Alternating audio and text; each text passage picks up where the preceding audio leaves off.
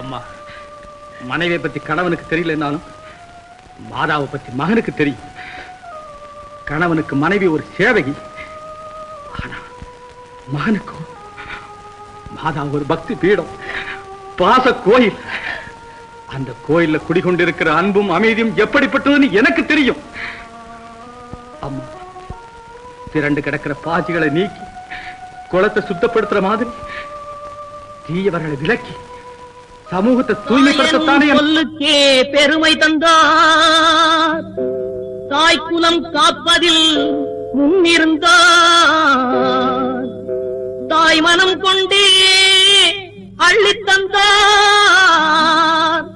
புண்ணிய தாயாகி எங்கள் நெஞ்சில் வாழ்கின்றார். புண்ணிய தாயாகி எங்கள் நெஞ்சில்